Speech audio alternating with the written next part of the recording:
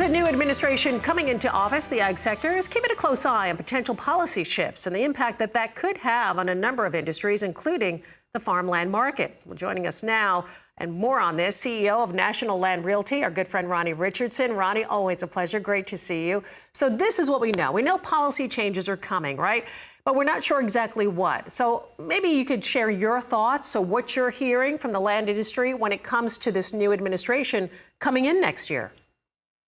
Hey, thanks for having us again, Suzanne. It's always a pleasure to be here. And, you know, this is always a sticky situation when you start talking about politics and policy and how it affects different things. But historically, and I've been at this game a long time, is every time there's an administration change, everything kind of freezes during the couple of months before the election and then right after the election every 4 years.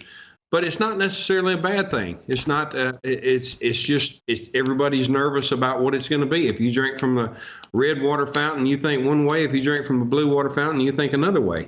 But right now, we don't see any major changes or major shifts coming along with the new administration.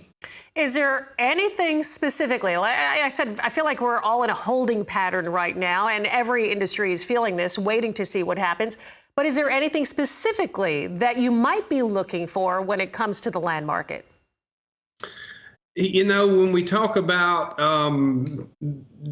the biggest thing I would say is that the land 1030, the IRS 1031 tax code always is a talking point when it comes to land and what administration likes what about 1031 and dislikes about 1031 exchanges.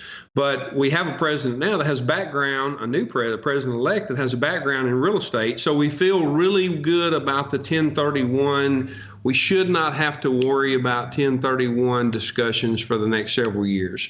So that's probably the biggest thing that we as land brokers utilize in our toolbox. And so we're real comfortable there right now.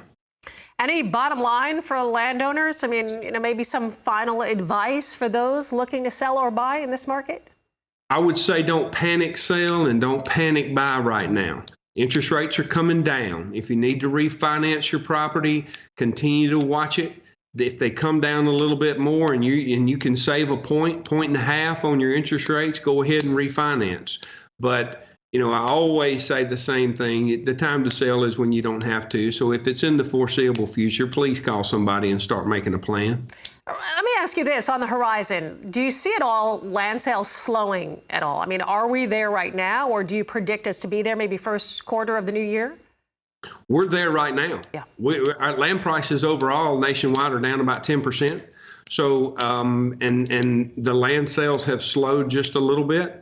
But I anticipate them after the first of the year. I anticipate them to pick back up, or we anticipate them to pick back up after the first of the year. Yes, ma'am. All right. Great stuff as always, Ronnie. Always great to see you. Thank you so much. If I don't get to talk to you, happy Thanksgiving.